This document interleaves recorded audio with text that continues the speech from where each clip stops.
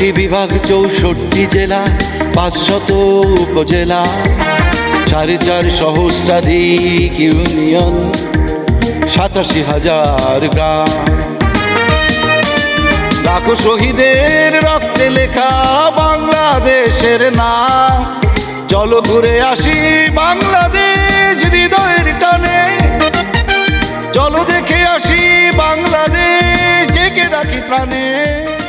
পর্যটন শিল্প বিষয়ক আলোচনা অনুষ্ঠান পর্যটনের 10 দিগন্ত দেখার জন্য স্বাগত জানাচ্ছি। আমি আবু রায়হান সুমন।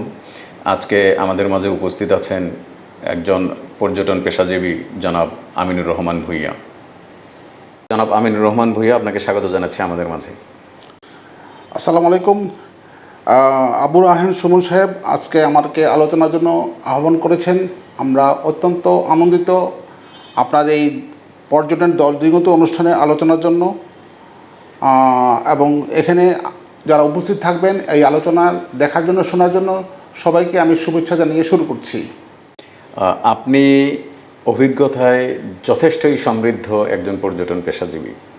আপনার কেরিয়ার প্রায় 3 দশক। বর্তমান বাংলাদেশে অনেক জায়গায় ভিসা দিচ্ছে না। ইন্ডিয়ার ভিসা বন্ধ আছে, থাইল্যান্ডেরও প্রায় ভিসা হচ্ছে না। জি, এরকম আশপাশের বেশ কিছু দেশ। তো বিকল্প দেশ হিসেবে পর্যটক আসলে বর্তমানে কোন দেশগুলোকে বেছে নিচ্ছে?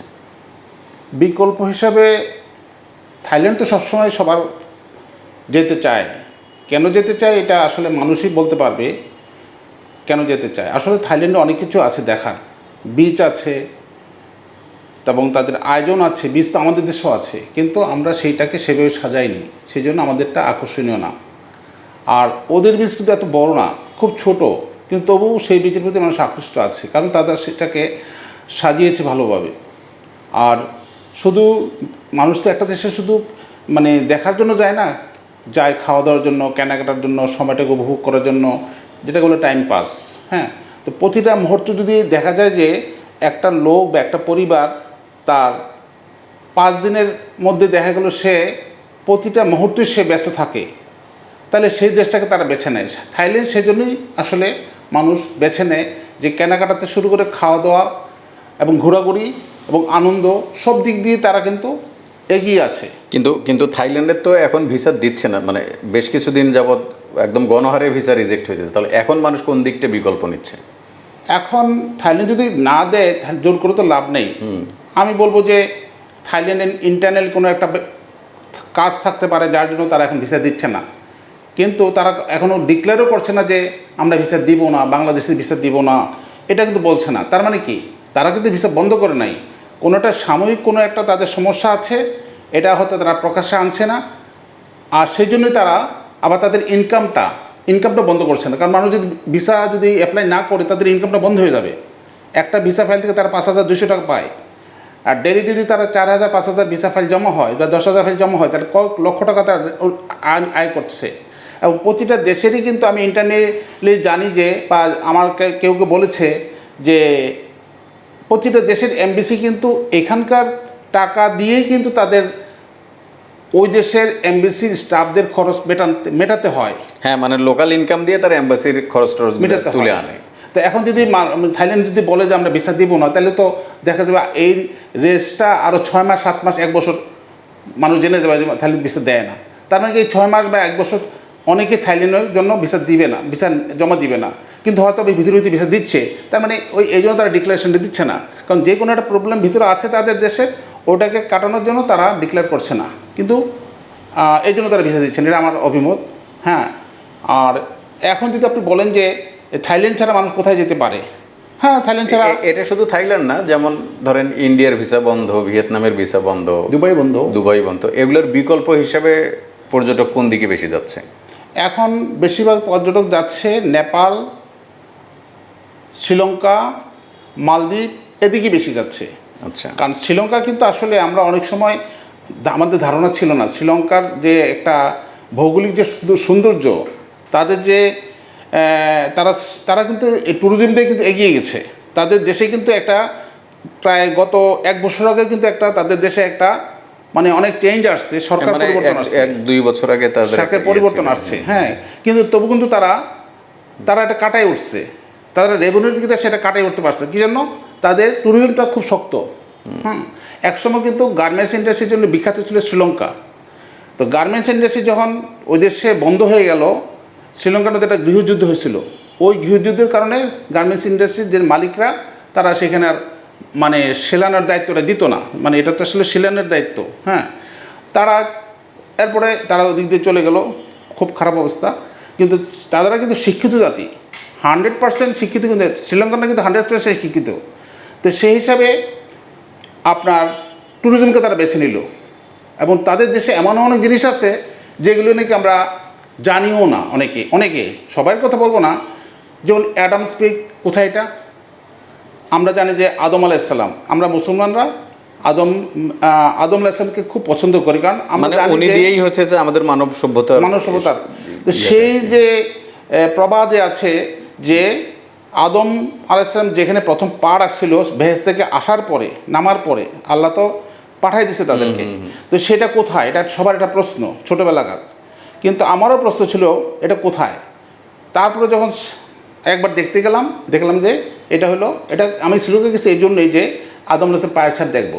তা আমি আদম আলাইহিসসালামের পায়ের ছাপ দেখার জন্য আমি শ্রীলঙ্কাতে গ্রুপ নিয়ে গেছি আমাদের প্রতিষ্ঠান থেকে 4 বার, মালদ্বীপও 4 বার নিয়ে গেছি গ্রুপ। আর 4 বারের মধ্যে আমি 2 বারেই কিন্তু এই আদম আলাইহিসসালামের পায়ের ছাপ যেখানে আছে, হ্যাঁ, অ্যাডামস পিক বলে, প্রায় 7200 ফিট উঁচু, এটা সি লেভেল থেকে, সেখানে আমি উঠতে সক্ষম হয়েছিলাম। হ্যাঁ, এটা অনেক কঠিন জায়গা, কারণ কি এভারেস্ট তো কঠিন, এটা আমরা জানি, কিন্তু এভারেস্ট তো একটা পথ আছে, খাড়া না, ঘুরে ঘুরে ওঠা যায়। হ্যাঁ, সময় নিয়ে আপনি তাঁবু টাঙ্গাবেন, থাকবেন, খাওয়া দাওয়া করবেন, রেস্ট, মানে ওইটা আলাদা আলাদা। কিন্তু এখানে তো কিন্তু সেই ব্যবস্থা নাই, এখানে কিন্তু খাওয়ার কোনো ব্যবস্থা নাই। এখানে আপনাকে এই টানা উঠতে হবে, এবং সিজনের সময় এটা খোলা থাকে, তাও আবার কোনো নিরাপত্তা কর্মী থাকে না। আমি অবাক হয়ে গেলাম প্রথমবার যখন উঠলাম, তখন আমরা রাতে প্রায় 12টার সময় ওঠা শুরু করলাম। পথে আমরা অনেক দেশেরই লোক পেলাম, এই যে আলবেনিয়া, এরকম আপনার যে লিবিয়া, ওর অনেক দেশ থেকে লোক এসেছে ওইখানে ওঠানামা করতেছে, কিন্তু হাজার হাজার না, অনেক বলতে দেখা গেলো যে 10 মিনিটের মধ্যে হয়তো আমার সাথে আরও 10টা লোক ক্রস করলো, এরকম আর কি। তার মানে হাজার হাজার না। হ্যাঁ, এত বড় তো সবাই উঠতে পারে না বয়সের কারণে, একটা বয়সও লাগে এটা। হ্যাঁ, এখন যদি আমাকে কেউ বলে আমি উঠতে পারবো না, কারণ আমি উঠেছিলাম কখন, এটা 11 সালে একবার উঠেছি, 12 সালে একবার উঠেছি, আজকের থেকে প্রায় 12-13 বছর আগের কথাগুলি। তো তখন আমি উঠেছি, আমার লেগেছিল, একবার লেগেছিল 4 ঘন্টার মতো, আরেকবার লেগেছিল 3 ঘন্টা। এটা কি শুধু উঠতে 4 ঘন্টা লেগেছে নাকি ওঠানামা? আচ্ছা, আপনি একটু আগে যেটা বললেন যে ওখানে নিরাপত্তা কর্মী নাই ওঠানামে, তার মানে কোনো দুর্ঘটনা ঘটলে উদ্ধার করার মতো কেউ নাই, এরকম? এটা আমার ধারণা যে আমি আসা যাওয়ার পথে একজন নিরাপত্তা কর্মী পেয়েছিলাম, সেই উপরে যেখানে আদম আলাইহিসসালামের পায়ের ছাপ আছে, সেখানে একজন নিরাপত্তা কর্মী পেয়েছিলাম শ্রীলঙ্কান, মানে শ্রীলঙ্কান আর্মির বা পুলিশের কিছু একটা হবে, সে ড্রেস পরা ছিল, যেখানে আদম আলাইহিসসালামের পায়ের ছাপ আছে, একটা গ্লাস দিয়ে রেখেছে, মানে ওইটাতে যেন কেউ আঘাত করতে না পারে, ভিতরে ঢুকতে চেষ্টা করতে না পারে, সেজন্য হয়তো একদিন দিয়েছে। কিন্তু পথে তো রাখা দরকার, পথে ওঠার সময় তো কিছু রাখা ছিল, মাঝখানে কিছু লোক থাকা ছিল, তাবু করে রাখতে পারতো তারা, কিন্তু রাখে নাই। কারণ কি, এটা আমার ধারণা শ্রীলঙ্কার আপনার 10% হতে পারেন মুসলিম, শ্রীলঙ্কার যে নাগরিক, আর 15% ধরতে পারেন আপনি হিন্দু, তাহলে কত গেল? 25%। আর খ্রিস্টান হতে পারে আপনার 5%। কিন্তু আপনার যে বুদ্ধিস্ট, বেশিরভাগই তারা বুদ্ধিস্ট। হ্যাঁ, তারা চায় না, আমার ধারণা, যে এই আদম আলাইহিসসালামের পায়ের ছাপ এখানে আছে এটা প্রচার হোক। কারণ প্রচার হলে কিন্তু অনেক দেশের বিত্তবানরা আছে, আমাদের দেশের ওয়াইসি বা অনেক দেশের লোক আছে যারা নাকি এখানে অ্যাক্সেলেটার দিয়ে ওঠার ব্যবস্থা করতে পারে, কারণ তাদেরও তো ইচ্ছা জাগে যে আমি আদম আলাইহিসসালামের পায়ের ছাপ দেখবো, কিন্তু ওটা যেন ভাবনাতে আসতে না পারে, এই জন্য ওটাকে হাইলাইটে তারা কখনো আনতে চায় না। আচ্ছা, মানে হ্যাঁ, মানে ওখানে আছে এটা তো সবাই জানে, আসলে সারা দুনিয়ার মানুষই জানে, সেটা কম সংখ্যক হলেও জানে। যাই হোক, এখন তারা কেন চায় না ওটা হলো অন্য ইস্যু। এখন আমরা আলাপে ছিলাম আসলে যে ট্যুরিস্ট এখন কোন কোন বিকল্প দেশগুলোতে যাচ্ছে, এটা কি শুধু থাইল্যান্ডেই বেশি যাচ্ছে? না সরি, থাইল্যান্ড যে যারা ভিসা হয়ে গেছে যাচ্ছে নাকি আরো অন্য যাদের ভিসা হয়ে গেছে থাইল্যান্ডের ভিসা তো বন্ধ, আজকে মনে করেন যে 2 সপ্তাহ ধরে বন্ধ, প্রায়। বন্ধ মানে হচ্ছে না তেমন হচ্ছে না একটা এই visa, সময়, বেশিরভাগই কিন্তু visa refusal। যাদের হয়েছে তারা তো আরো অনেকের আগেই হয়ে গেছে, তো তারা এই সামনে যাবে বা সামনে যাচ্ছে, কিন্তু 2 সপ্তাহ যে ভিসাটা হচ্ছে না এটা এফেক্ট করবে আর হয়তো 1 মাস পরেই। 1 মাস 2 মাস পরে যে পড়বে, এফেক্টটা পড়বে। হ্যাঁ, এরপরে আবার থাইল্যান্ড গভর্নমেন্ট কি ডিসিশন নেয় সেটা আমরা জানি না, অথবা আবার পজিটিভ হইতে পারে। ঠিক আছে, তো এখন আপনি বলছেন যে আমার দেশে টুরিস্টরা কোথায় যাবে? জি, বিকল্প কোন কোন দিকে যাচ্ছে বেশি? হ্যাঁ, এখন আমার ধারণা যে শ্রীলঙ্কা মালদ্বীপে বেশি যাচ্ছে। আচ্ছা, নেপাল তো আমাদের খুব নিকটে, এটা নেপাল অনেকেরই হয়ে গেছে, যারা ট্যুরিজম মাইন্ডেড তারা প্রথমেই কিন্তু নেপাল এবং ভারত দিয়ে শুরু করে। হ্যাঁ, প্রথম কিন্তু নেপাল ভারত দিয়ে শুরু করে, ভারত তো যেতে গেলে এই 800 টাকা দিয়েও যাওয়া যায়, সেই জন্য ভারত দিয়ে শুরু করে, কিন্তু ভারত তো এখন বন্ধ। তো ভারত বন্ধ, তো ভারত আমরা যদি বাদ দিই তাহলে এখন কোথায় যাবে? নিকটবর্তী হলো নেপাল। নেপালের টিকিটের দাম কিছুটা এখনো কম আছে, বলতে গেলে 35 বা 40 দিয়েও 1000 টাকা দিয়েও ভিসা টিকিট পাওয়া যায়। 35-40 হাজার টাকা আপনি কম মনে হলো? না, পাওয়া যায় যদি শ্রীলঙ্কা মালদ্বীপের সাথে তুলনা করেন। হ্যাঁ। এখন একটা লোক মনে করেন শ্রীলঙ্কা মালদ্বীপ বা নেপাল ভুটান এই চারটা নেপালে দেশ, 1 ঘন্টার ফ্লাইট। না 4টা দেশ চিন্তা করেন। হ্যাঁ, 4টা দেশ চিন্তা করেন, তারা কিন্তু যারা টুরিস্ট তারা কিন্তু ঘন্টা হিসাব করে না, তারা চিন্তা করে কোনটা রাইট কম। হ্যাঁ, তো ভুটানের প্রাইস হলো 45,000, এটা তুলনামূলক বেশি। নেপাল হলো 35 মনে করেন। আর যদি কেউ শ্রীলঙ্কা যেতে চায়, ফিটস এয়ারের টিকিট মনে করেন যে 36,000 টাকা, কিন্তু জীবনেও টিকিট পাবে না। আমরা বলি না যে ওই কিনা বলে আমাদের সিন্ডিকেটটা এখন অফ হয়ে গেছে কোনো এক কারণে, এখন আর সিন্ডিকেট করতে পারছে না, কিন্তু কোথায় ফিটসের টিকিট তো পাবেন না আপনি। যারা শত টিকিট আরও 2 সপ্তাহ 3 সপ্তাহ কেটে রাখছে তারাই পাচ্ছে। তারা আপনি টিকিট পাবেন কত 2 মাস পরে, 45 দিন পরে, তখন আপনি যাবেন না। আচ্ছা, এখন মালদ্বীপ শ্রীলঙ্কার বাইরে আর কি, যেমন ধরেন সিঙ্গাপুরেরও তো অলমোস্ট ভিসা বেশিরভাগই রিফিউজ হচ্ছে।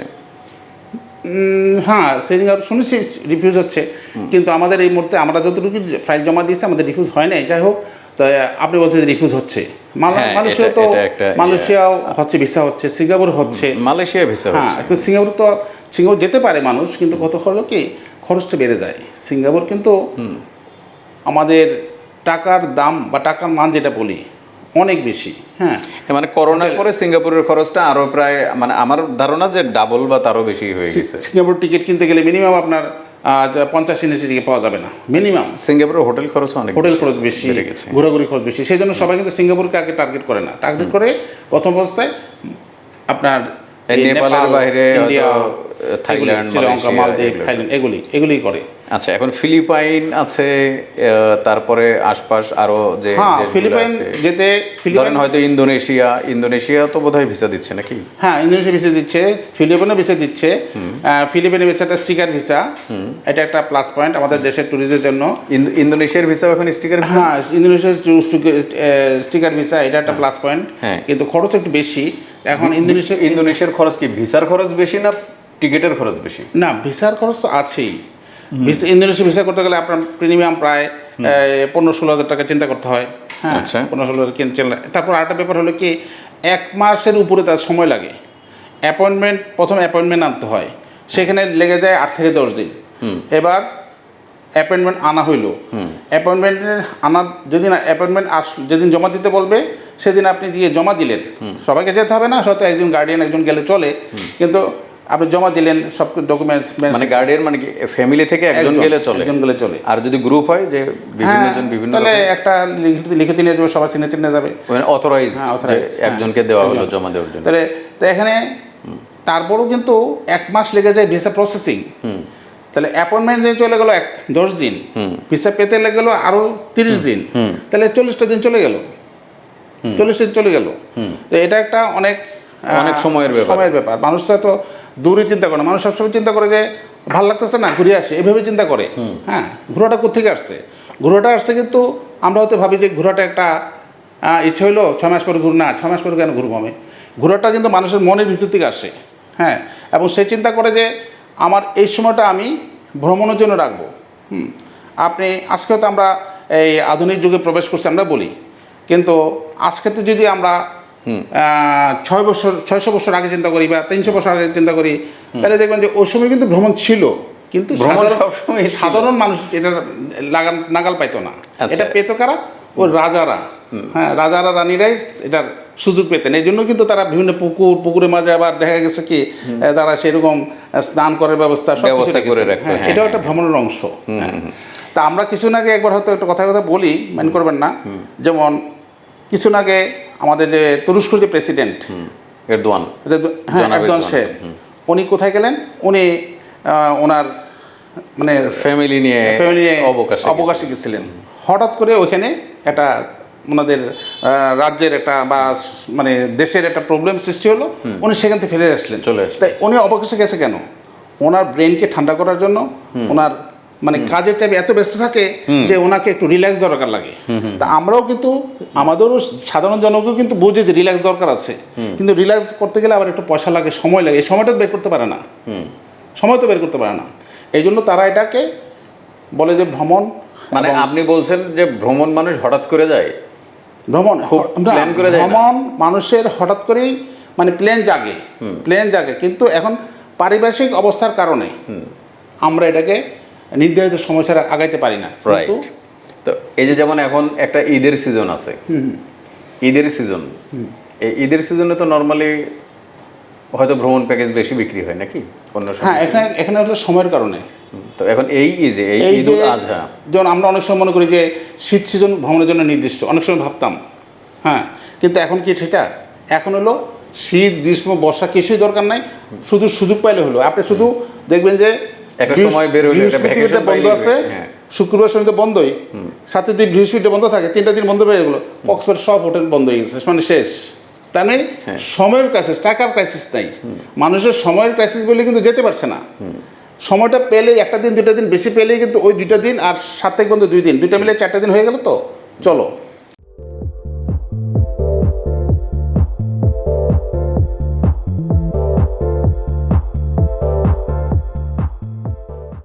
আসন্ন যে ঈদ উল আজহা, এই আজহা উপলক্ষে আপনাদের প্যাকেজ কেমন চলছে?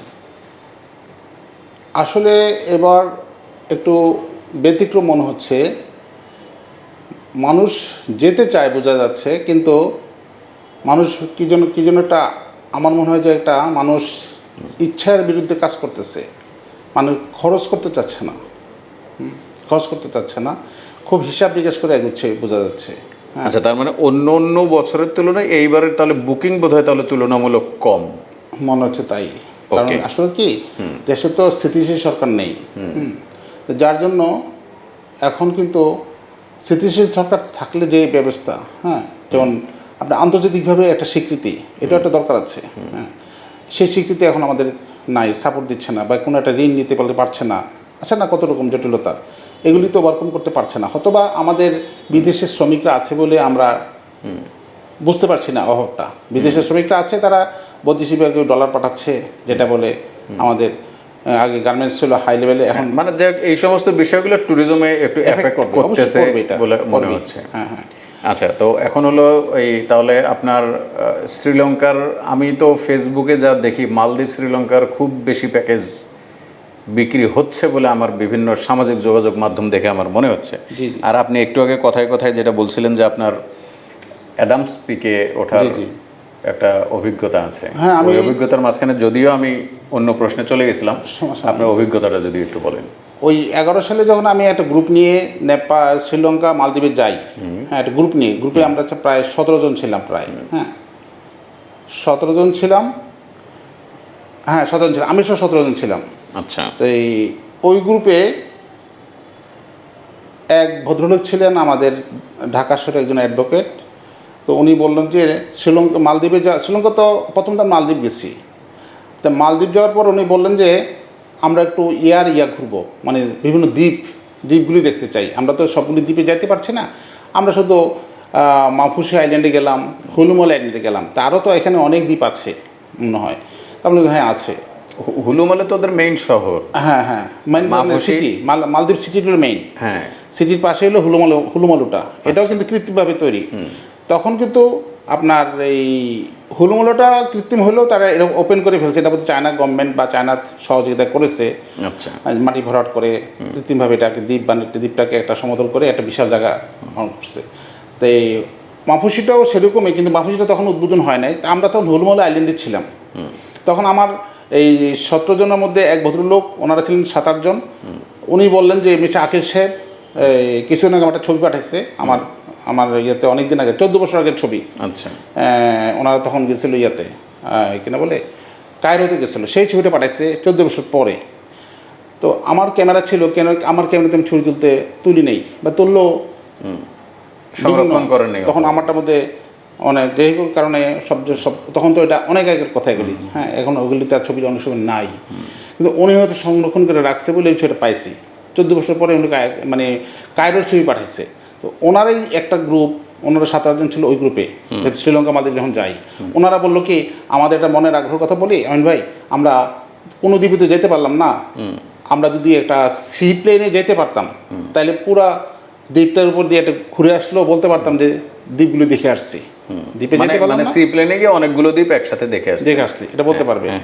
এখন যেরকম আস্তে আস্তে দিন দিন এই মালদ্বীপ যত এগিয়ে গেছে, তখন এতটা ছিল না। 2011 সালে তারা এখন মাফুসি আইল্যান্ডে আমরা স্পিড বোট পাই, তো মাফুসি আইল্যান্ডে তো দূর হয় নাই, স্পিড বোটে তো দূরের কথা। তারাও কিন্তু একবারে ইয়ার জগতে ছিল, মানে তারাও ছিল যে আমরা কোন জেলের যেটা বলে আর কি, হ্যাঁ, মানে তারা মাছ ধরে ব্যাপারটা। তো এখন তো অনেক অ্যাডভান্স হয়ে গেছে। যাই হোক, তাই আমাকে বলাতে আমি তখন ইয়েতে গেলাম, যে তাদের যে এয়ারপোর্ট, মালদ্বীপ এয়ারপোর্টে গেলাম, গিয়ে যোগাযোগ করলাম যে আমরা একটা গ্রুপ সি প্লেনে ঘুরতে চাই। তো ওরা বললো যে আপনারা কতজন আছেন, এটা তো 17 সিটের সি প্লেন। তা আমরা বললাম যে আমরা তো 16 জন আছি। বলে যে না, 17 জন হইলে যদি 16 জন থাকেন ভালো কথা, 17 জনের পেমেন্ট করবেন, তাহলে আমরা আপনাদের জন্য প্লেনটা আনবো, আরেকটা আইল্যান্ড থেকে এটা নিয়ে আসবো, আরেকটা এয়ারপোর্টে আছে। তো আমরা তখন আমি চিন্তা করলাম যে তারা তো 16 জন আছে, টুরিস্ট আছে 16 জন, আর আমি হইলে তো 17 জন হয়ে যাই, কিন্তু আমি গেলে তো আমার টাকার প্রিপারেশন নাই, প্রায় এখানে 40-45 হাজার টাকা লাগবে টিকিটে। হ্যাঁ, তারা হয়তো এটা হয়তো 35 মিনিটের জার্নি, ঘুরে ঘুরে দেখাবে। তা আমি তখন ডিসিশন নিয়ে ফেললাম, ঠিক আছে 40-45 হাজার টাকা ব্যাপারে, জন প্রতি 40-45 হাজার দিলে তারা ওইভাবে হ্যাঁ করে দেবে। আমি তো সিদ্ধান্ত দিলাম যে ঠিক আছে আমরা 17 জনেই যাব। তো আমি যেভাবে ভিতরে ভিতরে টাকাটা সংগ্রহ করে আমরা সবাই টাকাটা জমা দিয়ে দিলাম। জমা দেওয়ার পরে ওই 17 সিটের প্লেন আসলো, আসার পর আমরা প্লেনে উঠলাম সবাই।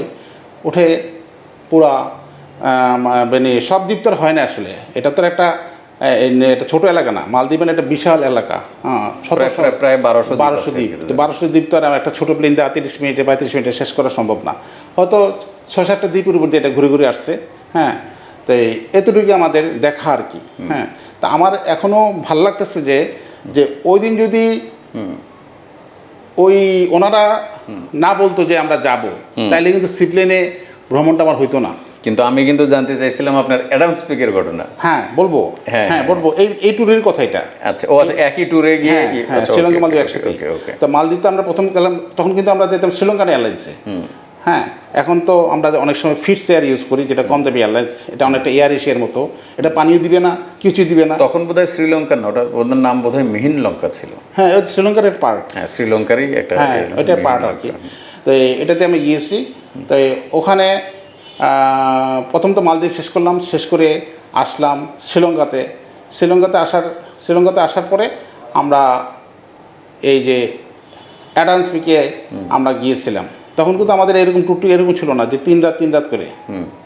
দেখা গেছে শ্রীলঙ্কা আমরা 6-7 রাত থাকতাম, কেন্ডি যেতাম, ওখানে 2 রাত, কলম্বো থাকতাম 2 রাত, তারপর অ্যাডামস পিকে যেতাম, এরকম নৌরেলে যেতাম 1 রাত থাকতাম, মানে মিনিমাম 6 রাত শ্রীলঙ্কাতে থাকতাম, নৌরেলে 1 রাত। হ্যাঁ, মানে আপনাকে একটু থামায় দিই, সেটা হলো একটু আমার কিউরিয়াসিটি থেকে, আপনারা যে ট্যুরে গেলেন নিশ্চয়ই একটা টাইম ফ্রেম নিয়ে গেছেন যে আমরা এত দিনের জন্য যাচ্ছি, জি এত টাকার ভিতরে খরচ হয়ে যাবে। আপনি 16 জন ট্যুরিস্ট নিয়ে গেলেন, সবাই আবার প্রায় 40,000 টাকা এক্সট্রা দিয়ে সি প্লেনে গেল, তার মানে তো তারা বলে নেই যে আমরা এত টাকা কেন দিব? না, সি প্লেনটা তো আসলে এটা হঠাৎ একটা সুযোগ পাওয়া, তবু মানে সবার তো ওরকম থাকার কথা না। আমি এটা প্রস্তাব করেছি। হ্যাঁ, প্রস্তাব করাতে হ্যাঁ এই ফ্যামিলিটা, মানে যে ফ্যামিলিটা আমরা 16 জনের গ্রুপ, 16 জনই রাজি হয়ে গেল টাকা দিতে। হ্যাঁ, কারণ কি এই ফ্যামিলিটা, যে ফ্যামিলি বললাম না 7-8 জন, হ্যাঁ, এটা হলো একটা ফ্যামিলি। হ্যাঁ, তারা একটু সব দিক দিয়ে একটু বুঝে আছে, তারা একটু এলিট শ্রেণী আছে বলতে গেলে। ওরা দেখতে চায়, জানতে চায়। তা আমি যখন সবার সাথে এসে আলোচনা করলাম যে এখানে 17 জন ছাড়া হবে না, এবং সচেতন করতে গেলে আমাকেও লাগবে। হ্যাঁ, তা আমারও কিন্তু টাকার সমস্যা আছে, কারণ আমি তো সেফটি পেশেন্ট নাই। তবুও আমি যাবো এই জন্য যে এই সুযোগটা আবার নেক্সট টাইম আসবে না। কারণ আরেকবার হয়তো আসবে, দেখা যাবে যে 15 জন আসছি, 10 জন আসছি, আবার 10 জন আসলেও দেখা যাবে 17 জন মিলানো যাবে না। টাকাতে গেলে আবার 7 জন টাকা যোগ করতে হবে। 7 জনের টাকাতে দেওয়া সম্ভব না। আমি এখন একা আছি, একা টাকা আমি দিতে পারবো। আবার 20 জন গেলে তো 3 জনকে রেখে যাওয়া সম্ভব না। তো এখানে এটা মিলে গেছে। এখন আপনারা যদি সবাই আমাকে আশ্বাস দেন যে সবাই যাবেন, এটা একটা সুযোগ। এটা কিন্তু আসলে এটা অনেক সময় কাল্পনিক সুযোগ এসে পড়ে, কাল্পনিক। হ্যাঁ, যদি যাবেন তাহলে আমরা ডিসিশন নেব, আর না গেলে যাব না। হ্যাঁ, আর ওই লোকগুলি আছে না, ওগুলি তাদের আত্মীয় স্বজনের মধ্যে ছিল। আচ্ছা, বুঝতে পারছি, মানে তারা সবাই খরচ করার মানসিকতা ছিল। হ্যাঁ, মানে অনেক। আচ্ছা, আপনি অ্যাডামস পিকের গল্পটা একটু। অ্যাডামস পিকে আমরা তো আমাদের এই অ্যাডামস পিক কিন্তু সবাই আমরা ঘুরে আসছি, মানে দেখাই আসছি। মানে হেঁটে হেঁটে উঠলেন না, অ্যাডামস পিকে আমরা তো গ্রুপ নিয়ে গেলাম, আশপাশ দিয়ে ঘুরে আসছেন। প্রথম কিন্তু বিকালে সবাই আমরা অ্যাডামস পিকের আশেপাশে ঘুরলাম, গোড়া দিয়ে ঘুরে আসলাম বলতে গেলে। ঘুরে আসলাম, এবং অ্যাডামসের পাশেই হোটেলটা ছিল কিছু দূরে, যেতে চাইলে হয়তো 10-15 মিনিট লাগে, এরকম দূরত্বে ছিল। একটা পাশে একটা ঝর্ণার মতো একটা ইয়া ছিল, খুব সুন্দর জায়গায় ছিল হোটেলটা। তারপরে আমাদের মধ্যে সবাই তো আর যাবে না, আমরা জানি। যারা এমন বয়স টয়স আছে না, তারা তো যাবে না, তারা শুধু ঘুরে আসছে, এটাই শান্তি যে আমরা দেখছি, মানে দেখা আর কি, অনেক আদামস এটাই দেখা। বাকিটা চলে আসছে। আর যারা যাবে তারা তো প্ল্যান করতেছি আমরা কীভাবে উঠবো, কখন উঠবো, এটা মানে জল্পনা কল্পনা। 12টা বাজে আমরা সবাই 4-5 জন এখান থেকে রওনা দিলাম, রাত 12টার দিকে রওনা দিলাম। তারপরে পারি কি না পারি, এটা ওটা কি জ্যোৎস্না রাত ছিল নাকি ওখানে লাইটের ব্যবস্থা আছে? লাইট ছিল তখন, প্রথমবার যখন গেছি লাইট ছিল। হ্যাঁ, লাইট ছিল। আর ওইখানকার লোকদের কথা যে আপনারা রাতে উঠবেন। কেন? রাতে উঠলে আপনাদের ঘাম ঝরবে কম, সূর্য থাকবে না। তাহলে ঘাম যদি কম ঝরে তাহলে আপনি ক্লান্ত হবেন না, ক্লান্ত না হইলে আপনি উঠতে পারবেন যদি চেষ্টা চালিয়ে যান। আর যদি ঘাম জড়াই ফেলান, দিনে উঠতে গেলে ঘাম ঝরবে, তখন একটা পানি শূন্যতার ব্যাপার আছে, 10 মিনিটের মধ্যে ঘাম ঝরতে থাকবে, তাইলে আপনার আগাইতে পারবেন না। কারণ শরীরের সব ঘাম যদি ঝরে যায় তাহলে আপনি পানি সরতে হবে, আপনি আগাইতে পারবেন না। তো এইভাবে বলাতে আমরা রাত 12টার দিকেই রওনা দিলাম, যে ওঠা শুরু করলাম। তখন আমাদের 4-5 জনের মধ্যে একটা কম্পিটিশন ছিল, কে আগে উঠবো। আমাদের নিজস্ব গ্রুপের মধ্যে একটা কম্পিটিশন যে থাকে, হাঁটতে গেলেও হয় এরকম কম্পিটিশন। এর মধ্যে দিয়ে লাস্ট পর্যন্ত আমরা খুব সময় 5 জন উঠেছিলাম। আচ্ছা, 7 জন মতো গিয়েছিলাম, শেষ পর্যন্ত 5 জন উঠছিলাম। আমার 2 জন মতো পারে নাই, যাই হোক চলে আসলাম। তো এখন যদি বলেন নামগুলি জিজ্ঞেস করেন, আসলে আমার নামগুলি মনে নেই এখন। আচ্ছা, এতদিন পরে থাকার কথা না, 12-14 বছর হয়ে গেছে। আর সেকেন্ড গ্রুপ যখন গেলাম না, এটার নামগুলি আমার মনে আছে এখনো, ঠিক মানে মোটামুটি 90% নাম বলতে পারবো। ওই গ্রুপটা সেবার কিন্তু গেলাম সন্ধ্যার সময়, সন্ধ্যা হয় নাই, বিকাল 4টা বাজে। আমরা লোকগুলি অন্যান্য লোককে নিয়ে গেছি যে আমরা এটা আজমস পিক এটা দেখাতে নিয়ে গেলাম। এর মধ্যে 3 জন বলে কি সিলেটের 2 জন। আর আমাদের মানে মার্কেট যেখানে আমাদের অফিস ছিল, ইয়েতে এই মতিঝিলের যে মার্কেটে আমরা বসতাম, 5তলার নিচে, 5তলায় বসতাম, 5তলার নিচে একটা রুম ছিল, সেখানে এক ভদ্রলোক বসতো। তখন আপনার অফিস ছিল ইত্তেফাক মোড়ে, 5তলায়।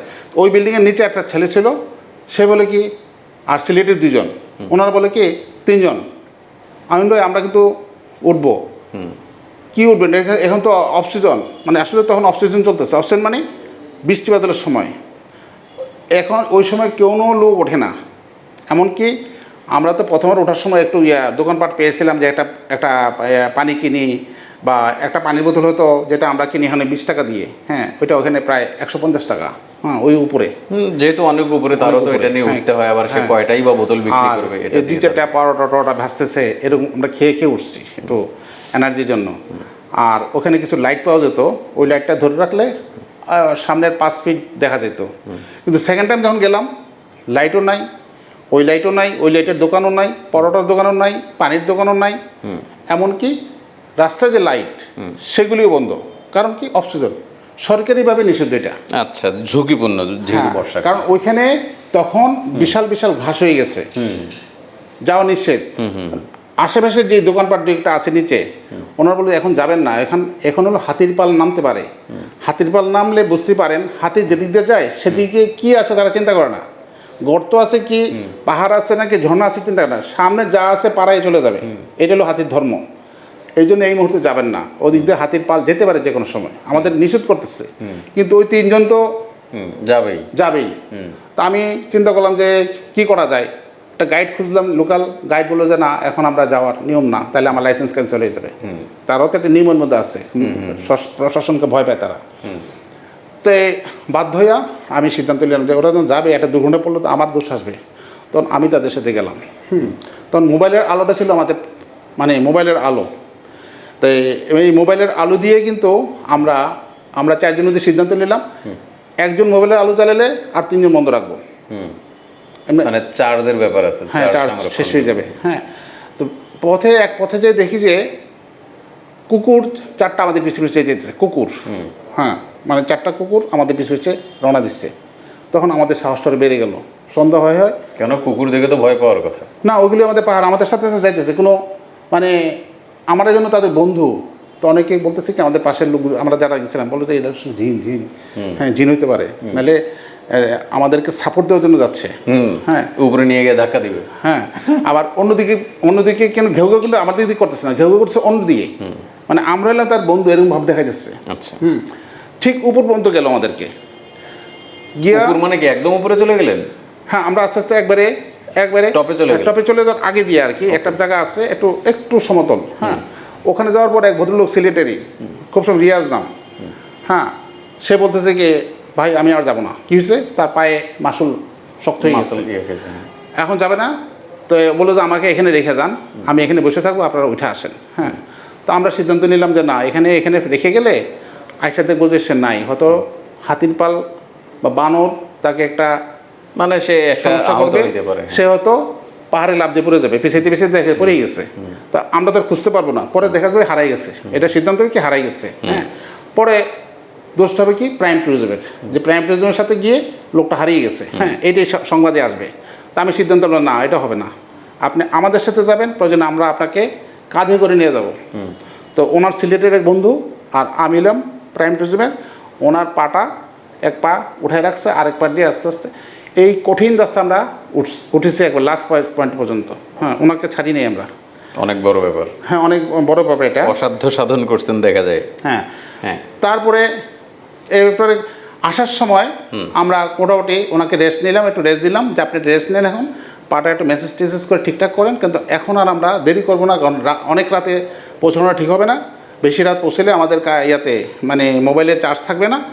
আর যেটা বলে গেল যে হাতির পাল যে কোনো সময় আসতে পারে, আমরা যত তাড়াতাড়ি সম্ভব নামতে চেষ্টা করি। ওকে ওকে।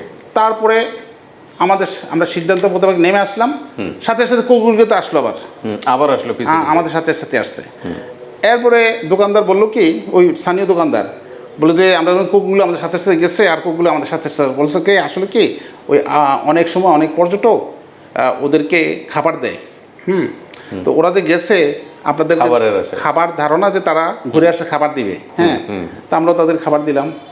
এইটা কুকুরের হয়তো ভিতরগত ব্যাপার হইতে পারে, থাকতে পারে, অভ্যাসের ব্যাপার, তো হয়তো ভাবছে যে কুকুর এই পর্যন্ত গেছে, চিন্তা করে দেখেন ৭,২০০ ফিট পর্যন্ত আমাদের সাথে গেছে। তো আজকে তো আমাদের আলোচনা দীর্ঘক্ষণ হইল, আমাদের সময়েরও একটা ব্যাপার আছে। তো আজকে আপনার এমনি ব্যতিক্রম কিছু ট্যুর আছে না, বা এক্সেপশনাল, ধরেন আশপাশের দেশগুলো মিলায় তো অনেক ট্যুর হয়, যে Thailand, Malaysia, Indonesia, Nepal, Bhutan, এগুলো তো হলো, এর বাহিরে আর কোনো ট্যুর আপনাদের আছে একটু দূর দেশ বা এরকম? হ্যাঁ, এখন আমরা তো অনেক দেশে করছি, তো বিশেষ করে যেহেতু ভিসার প্রবলেম সেই জন্য আমরা নেপালকে বেশি হাইলাইট করছি, শ্রীলঙ্কা, মালদ্বীপকে হাইলাইট করছি, তারপরে ইন্দোনেশিয়া যেন যেতে পারে সেটা হাইলাইট করতেছি, কারণ ইন্দোনেশিয়া গেলে ভিসাটা তারা স্টিকার পাচ্ছে, এটা একটা লাভজনক। হ্যাঁ, স্টিকার পাচ্ছে অনেকটা জরুরি, মানে অনেকটা অনেকে স্টিকার ভিসাটা পছন্দ, যাদের পাসপোর্টে আমেরিকার ভিসা আছে তাদের স্টিকার দরকার নাই, যাদের ইউকের ভিসা আছে তাদের স্টিকার দরকার নাই, তারা বলবে যে আমার তো আমেরিকা কানাডা আছে, হ্যাঁ ওর স্টিকার। হ্যাঁ, কিন্তু যাদের পাসপোর্টে তেমন কিছু নাই, হ্যাঁ, মানে তারা একটা চায় আর কি যে তাদের জন্য passport আর স্টিকার, sticker visa একটা থাকলে ইন্দোনেশিয়ার স্টিকার ভিসা থাকলে ভালো, ফিলিপাইনের স্টিকার ভিসাটা থাকলে ভালো। কারণ তাদের সিঙ্গাপুর, শ্রীলঙ্কা, মালদ্বীপ গেল, নেপাল গেল, কিন্তু তিনটাতে নাই, স্টিকার নাই। আবার সিঙ্গাপুর, মালয়েশিয়া, থাইল্যান্ড, এই তিনটা দেশেও এখন কিন্তু স্টিকার নাই। তাহলে কেউ যদি বলে যে আমি তো সিঙ্গাপুর গেছি, মালয়েশিয়া গেছি, থাইল্যান্ড গেছি, নেপাল গেছি, তারপর শ্রীলঙ্কা, মালদ্বীপ গেছি, 6টা দেশ গেছি, এমবিসি কোনো বলবে যে, sticker নেই, এমবিসি একটা বলবে যে, sticker ও নাই। কারণ এমবিসি কিন্তু চশমা লাগায় তারা দেখবে যে তো এবার তো কিছুই যায় নাই, হ্যাঁ কিছুই যায় না, কিন্তু সেটা গেছে একটা তো সিল থাকে। থাকলো। এগুলো আসলে আমাদের মতো, মানে ওই টিচারদের মতো, যে অনেক কিছু দেখে কিন্তু লাস্টে দেখা যায় ফিনিশিংটা দেয় না। হ্যাঁ, তাহলে দেখা যায় বিষয়টা হইলো না। তো এই জন্য আমি মনে করি কি, এখন যারা যাবে, বিশেষ করে আমরা তো গরিব দেশ, স্টিকারটা বেশি জরুরি দরকার, গরিব মানুষ আমরা। হ্যাঁ, যে আমরা অনেক সময় মনে করি না যে শুক্রবার নামাজটা আমাদের খুব ইম্পর্টেন্ট, যেহেতু আমরা হজ করতে পারি না অনেক সময় সবাই। হ্যাঁ, তাই এখন যেহেতু আমরা কানাডা, আমেরিকা, নিউজিল্যান্ড সবাই সবসময় যেতে পারছি না, সেই জন্য আমরা এশিয়ান নাগরিক হিসাবে আমাদের ইন্দোনেশিয়ার ভিসাটা অনেক ইম্পর্টেন্ট। এটা একটা স্টিকার ভিসা, দেখতে সুন্দর লাগে। আর ফিলিপাইনের ভিসাটা অনেক ইম্পর্টেন্ট, এটাও একটা ভালো ভিসা, স্টিকার ভিসা। তো এটা আমি বলবো। আর পাশাপাশি আমরা এখন একটা নতুন মানে দেশ চালু করেছি গতকাল থেকে, যেটা হলো জাপানের ট্যুর। জাপানে আপনার জাপানের প্যাকেজ নতুন করে চালু করেছি গতকাল থেকে। ওকে, এটাতে গেলে আমরা টিকিট সহ দিচ্ছি, টিকিট, ভিসা প্রসেসিং, ইনভিটেশন আনা, তারপরে ঘুরে ঘুরে দেখানো, হোটেলে রাখা, 4 দিন ঘুরে ঘুরে দেখানো, হ্যাঁ, একটা গ্রুপের সাথে, এবং ফিক্সড। আমরা বলবো না যে টিকিটের দাম বাড়তে পারে কমতে পারে, এটাও বলবো না। অর্থাৎ প্রায় 2,99,000 টাকার মধ্যেই আমরা এই কাজগুলি করে দিচ্ছি। 2,99,000 মানে প্রায় 3 লাখ টাকা। প্রায় 3 লাখ টাকা। এর মধ্যে আমরা টিকিট, হোটেল, ভিসা প্রসেসিং, তারপরে ঘুরে ঘুরে দেখানো, এবং ঘুরে মানে এন্ট্রি ফি সহ। কতদিনের ট্যুর? এটা 4 রাত 5 দিন। 4 রাত। আমরা 5 দিন ঘুরে ঘুরে দেখাবো। কোন কোন শহরগুলো জাপানের? টোকিওতেই, টোকিও। টোকিও এবং টোকিওর আশেপাশে, মানে টোকিও, আমরা যেমন ঢাকা একটা ডিস্ট্রিক্ট, ঢাকার পাশেও তো অনেক জায়গা আছে। হ্যাঁ, সেরকম 4 রাত 5 দিনে আসলে সারা জাপান তো আর অনেক দূরে যাওয়া সম্ভব। তো এটা একটা বিশেষ দিক। এবং এটাও বলছি যে কারো যদি ভিসা না হয়, কারো ভিসা না হলে কিন্তু আমরা ওনাদের থেকে যে টাকাটা নিয়েছিলাম এটা কিন্তু ফেরত দিয়ে দিব।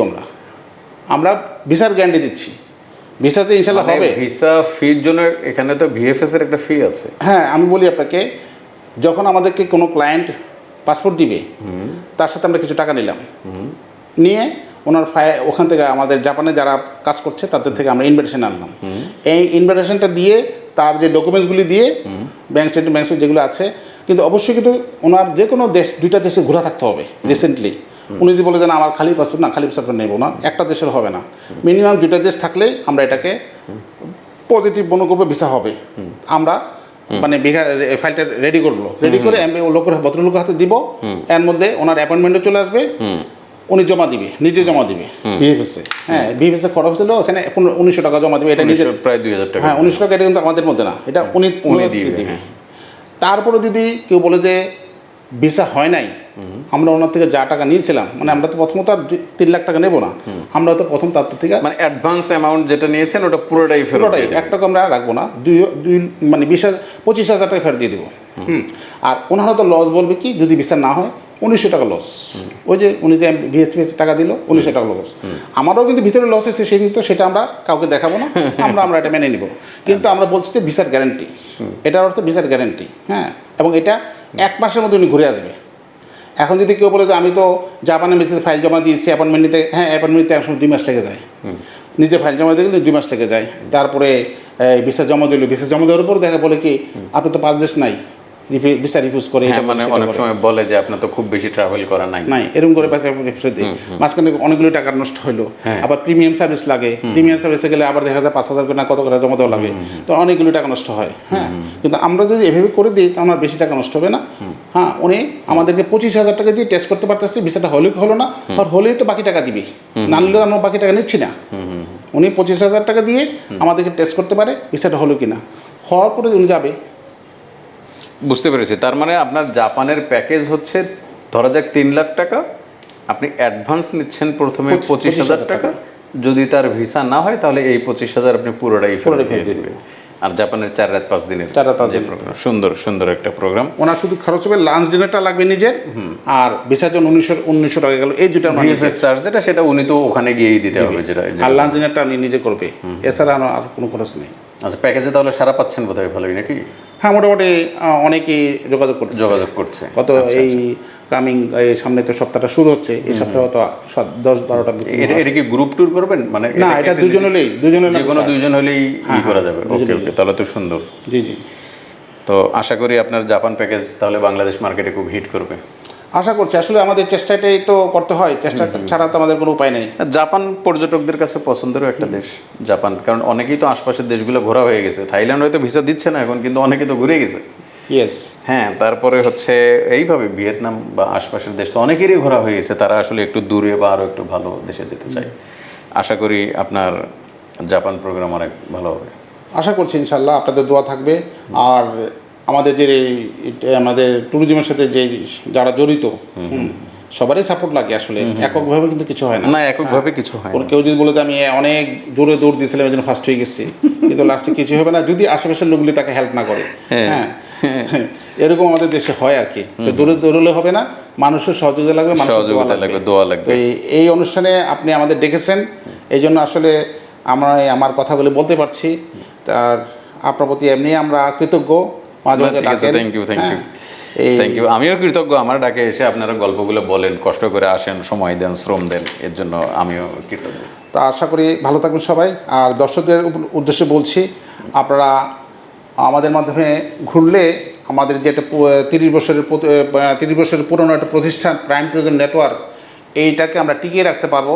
তা নাহলে দেখা যাবে কি ওই মৃত শিল্পের মতো আমরা হারিয়ে যাব। যেমন এখন আজকাল তো প্লাস্টিক শিল্পী এসে আমাদের মৃৎশিল্পকে ধ্বংস করে দিয়েছে। তো এরকম মৃৎশিল্পের শিল্পীদের টিকিয়ে রাখতে হয়, তাহলে আপনাদেরকে মাটির জিনিস কিনতে হবে। ঠিক তেমনই ট্যুরিজমকে যদি টিকিয়ে রাখতে হয়, আমাদের প্রতিষ্ঠানে আসতে হবে, আমাদের যাচাই করতে হবে, আমাদের মধ্যে মাঝে মাঝে যাচাই করে আমাদের মাধ্যমে 2-1টা ট্যুরে গেলেই আমরা খুব খুশি হব। আমাদের ট্যুরিজমও টিকে থাকবে এবং আমরাও টিকে থাকবো। সবাইকে আল্লাহ হাফেজ জানিয়ে শেষ করছি, বিদায়।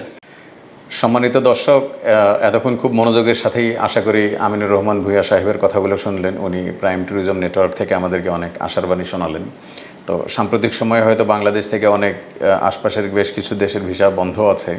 তো ইতিপূর্বে যেহেতু অনেকেরই অনেকগুলো দেশ ঘোরা হয়ে গেছে, সবাই তো আর একই দেশে বারবার যায় না, নতুন নতুন দেশেও যেতে চায়। তো আশপাশের দেশগুলোর ভিসা একটু বন্ধ থাকলেও, অথবা বলা যায় যে ভিসা পরিস্থিতি জটিল হয়ে গেলেও, যেটা ভালো দিক সেটা হচ্ছে যে আমাদের দূরের দেশগুলো, যারা ফার্স্ট ওয়ার্ল্ড কান্ট্রি আছে বা যারা আরও একটু দূরের দেশ আছে, সেই ভিসাগুলোর সম্ভাবনা আছে।